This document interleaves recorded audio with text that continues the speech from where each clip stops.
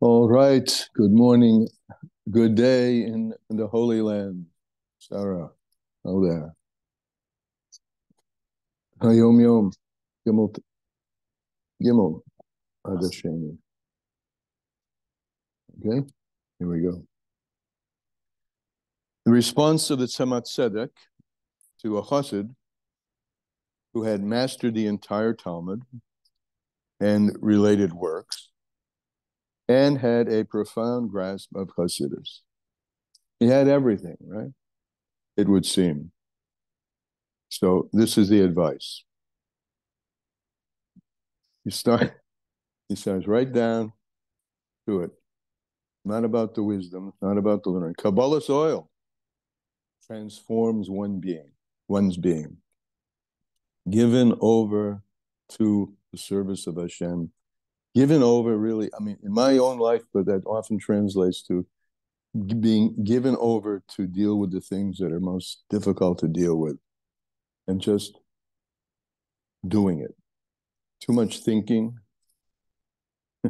It's interesting. It starts with a Talmud who's very, knows a lot. Don't overthink it. In fact, underthink it. If it's something that's inside of you that you know is limiting you for something that you know you should be unlimited for, overcome that unlimitedness. Kabbalah Sol, just take it upon yourself, put all that beautiful intellect aside and just do it. And that's the advice that he starts with. Kabbalah's oil will transform one's being. Through the Kabbalah's oil of a simple servant, I'm reading now back inside, through the Kabbalah's oil of a simple servant, upon whom the yoke of his servitude is evident even when he sleeps, can even a preeminent scholar, he says, even a preeminent scholar and a Torah genius, even that high person can become low enough to really do what's necessary to do to fix him or herself and to fix his relationship with Hashem and to ultimately fix his purpose in the world. So even a preeminent scholar and Torah genius can attain the height and value of the simple, sincere, and the last words, Mesiris Nefesh Dikaju, just giving yourself over. B'tochen. And b'tochen, where do you find the need for b'tochen? In the things that are the hardest things for you to do, the things that you've been holding back and tightening up and deep pushing back way within. How can I possibly, blah, blah, blah, how can I possibly? Just do it. And it will be done.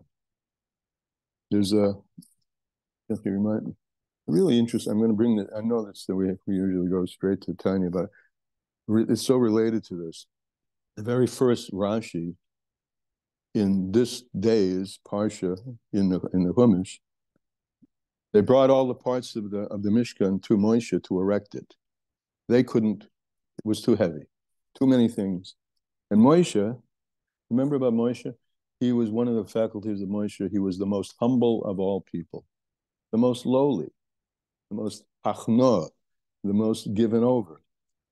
He didn't think he could do it either. It's his remark to Hashem when Hashem approaches him at the burning bush.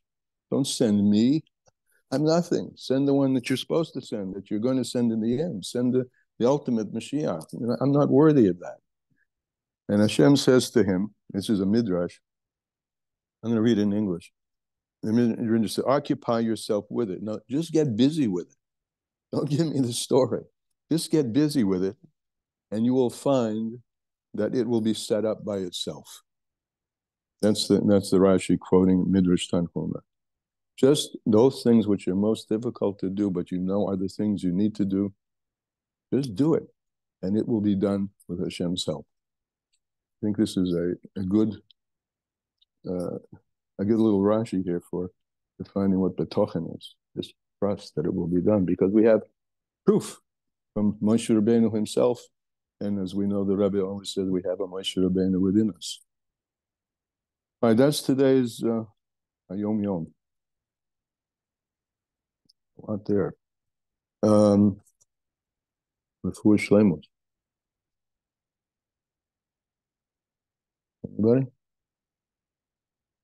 So Baruch Benjamin ben Rachelblema, Yehudis Golda bas Eliza Hana, Hava Daniela bas Naomechana. Refuah Shlema B'Korev Mam. Yehoshua ben Saraleah,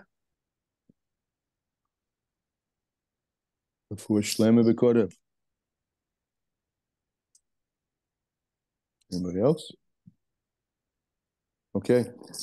We'll discuss in the merit of our learning. And not only that we're learning, but that we're learning b'kavius, in a fixed way. Each and every one of us. Well, I don't know, well, speak for myself, overcoming the dross of the body that wants to sleep. Gets up. We're all here.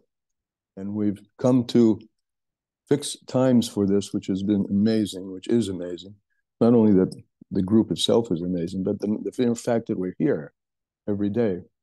For the schus of that, for the merit of that learning and the fixed times for that, all of the people who need a refuah shlema, everybody should have a refuah shlema. Okay, questions in time. Page 448. Yes. Page 448. And in the Likutei Amorim, page 86.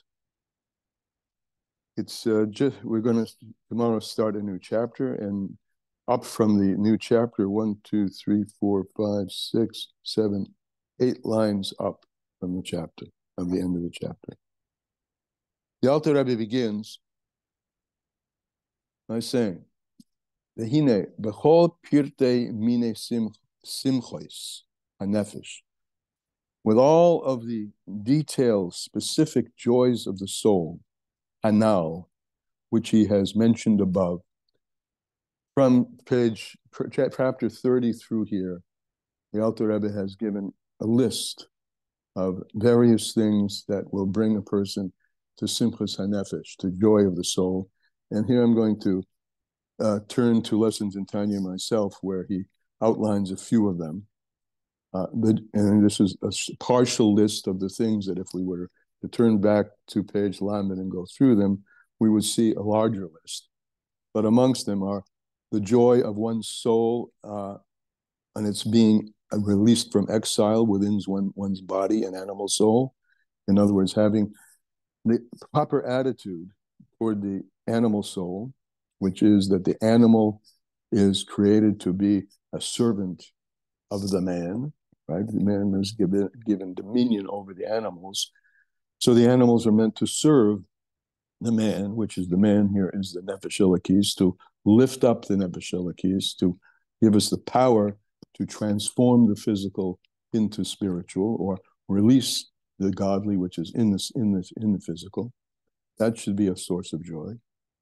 The joy occasioned by contemplating God's joy in the crushing of one's sitra achra, and so on.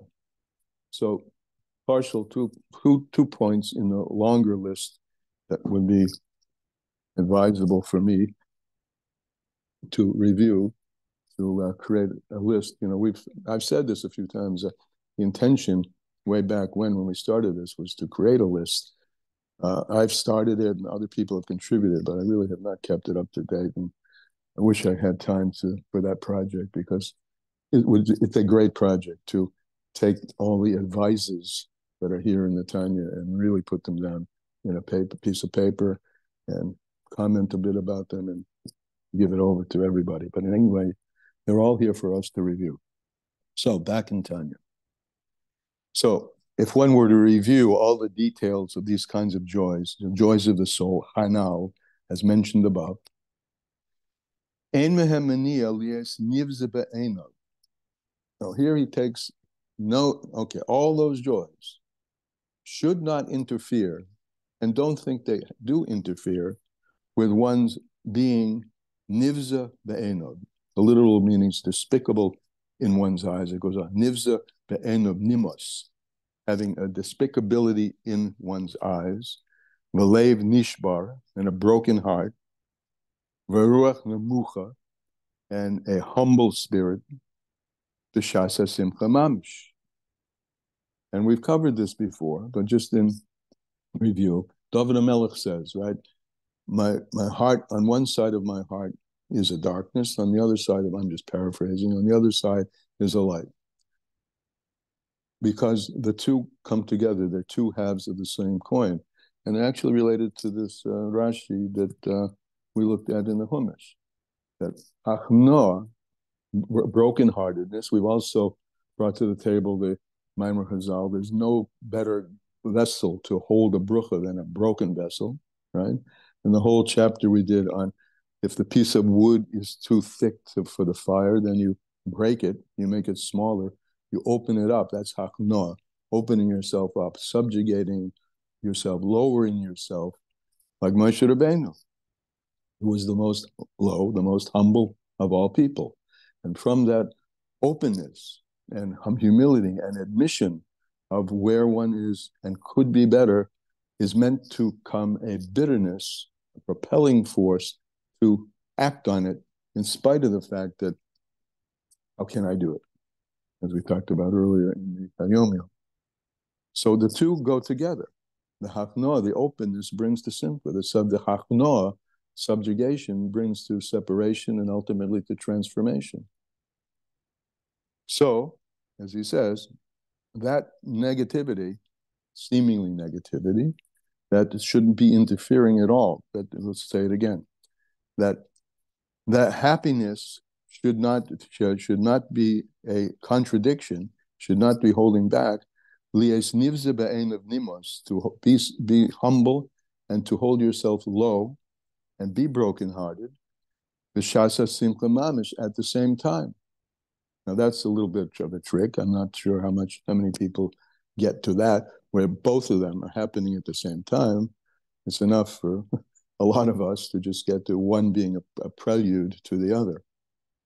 But nevertheless, they go together. They're two sides of the same coin, humility and joy. Now, since you hold low or despicable, and what would you despise? The obsession, attraction, this being stuck in the affairs of everyday life, in the sense that they're dominating you for what they seem to be, right? Which seems to be problematic, which seems to be distressing, which seems to be bad habits, etc., etc. And you push against that. And that's called a nivza be'enov. That becomes despicable in your eyes. You push against that. But what are you pushing against? That's the hu mitzad haguf v'nefesh habahamis. That's the drawing down quality, the natural drawing down quality of the animal soul, the body and the animal soul. But instead, you utilize that. You take the body and you make the body dance with the song, with the rhythm of Torah and mitzvahs. You take the Sitra Achra, and who has been sent. Remember the chapter about the metaphor of the prostitute and the king. The Sitra Achra has been sent here on a specific mission to engage with you, to bring out the strength in you. And as I said, two sides of the same coin. The darkness is here to be illuminated, and it's through piercing through, which is a battle sometimes. And then simcha propels the battle and makes the battle much easier. You transform it. So through that, you've transformed the down drag of the negativity of the body per se and the Sitra Achra, and you've harnessed it and become the animal soul, and back inside, and you've utilized it to lift yourself up in joy. And the joy that you have is mitzad nefesh elokis. The godly soul is invested in the animal soul, and the godly soul has a nitzutz elakus, as a spark of godliness, amlubeshes ba, which is invested in her, to enliven her. And that godly spark is now piercing through the darkness And it wouldn't be piercing, you know. I mean, my hand is doing this automatically. It's a battle. It's a fight. And that's the fight you have been created for and been designed to win, as we have said above, in Perek Lamed Aleph, in Perek Lamed Aleph.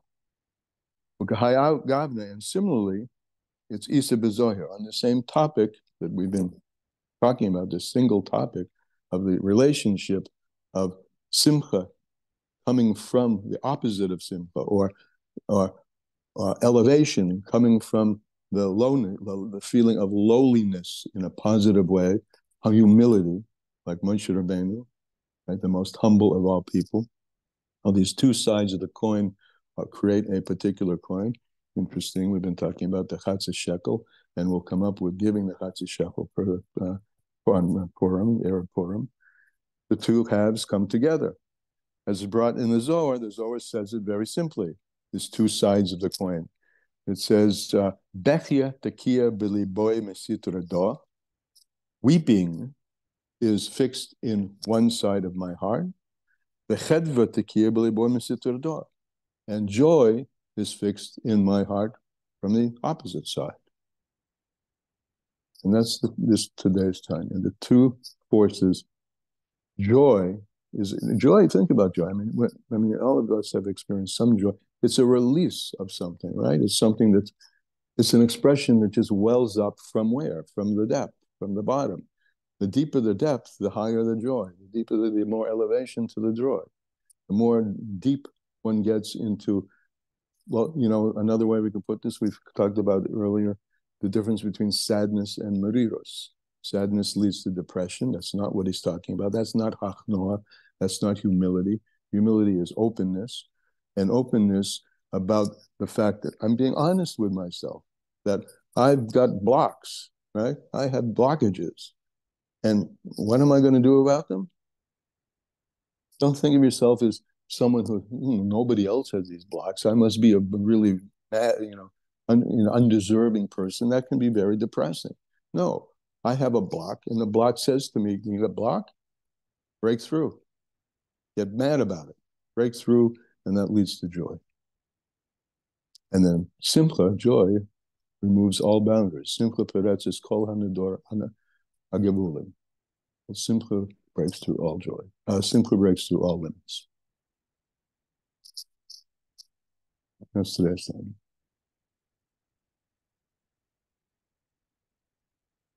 Comments, questions, attitudes? Rosa? Hey, Yeah. Welcome back. Oh, good morning. One of the happiest people that I have met had multiple sclerosis. Yeah. And I asked her about this once, and she said three things. One was she works to be never disappointed, only pleasantly surprised. So I love a great line. Go ahead. So basically, she's very dependent. She has multiple sclerosis. She's dependent on people. So she works on herself not to be disappointed when someone was supposed to do something for you, but rather to look at it as a pleasant surprise when someone comes through. Beautiful. And another one was that she said that you can't expect people to like you. You have to work on liking them. Excellent. And the third one, you got the third one? And the third one was don't look at people that have more than you. Look at people that have less than you. Hey, could you write these down and put them in our chat? Yeah. That would be really helpful. Thank you. I would appreciate that. Thank you. Elisheva, yeah, you're up. Okay. Yeah, it takes a while to unmute. Okay, I was just looking at the lessons in Tanya, and it says that the last bit from the Zohar, Rabbi Elazar said to his father, Rabbi Shimon Bar Yochai, that when he learned the secrets of the destruction of the temple, he had sadness on one side of his heart and chedva on the other side of his heart. Right. And I guess it has to do like with how we all feel in this galus. But he understood, he saw all the destruction and all the sadness that we have to go through, but he had chedva on the other side of his heart because he understood that ultimately it was all for like we're going to be so joyous at the end. Absolutely. There's I'm sure many of you know a story that brings out this, Rabbi Akiva, right? Rabbi Akiva, when he saw the destruction of the temple, was dancing because he knew that the destruction was a prelude to something greater, the Beis Hamikdash Shlishi. Well, I'm not sure, probably the first temple that he saw. But he saw that the destruction of the temple was the prelude to the ultimate redemption. Yeah, it was the second. Second temple? Okay. That's when he lived. Okay. And that really echoes those three things that you mentioned, Rosa, the way, just changing the viewpoint on it. And Rabbi Akiva, they all went to him. I thought that was an amazing thought. Right. When we read the Haggadah, it says that all these great Torah sages went to Bnei Brak, to Rabbi Akiva, because they knew that they needed his ability to find hope and to find simcha for the Seder night. They knew they needed to be in his presence. They needed that. Right.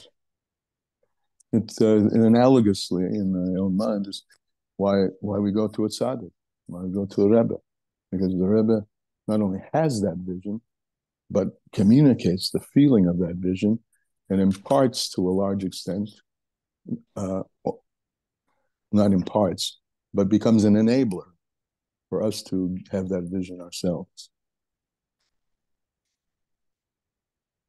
All right. So, Wahane, I mean, I guess, it's obvious that we're going to take this into the world, right? We're going to see the world for the possibilities that exist in the present, for the future that exists latent in the present.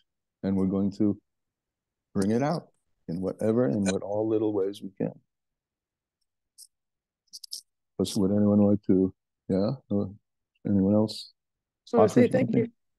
That's good. Okay. Yeah, it's a good thing. Good thing to do. Thank you.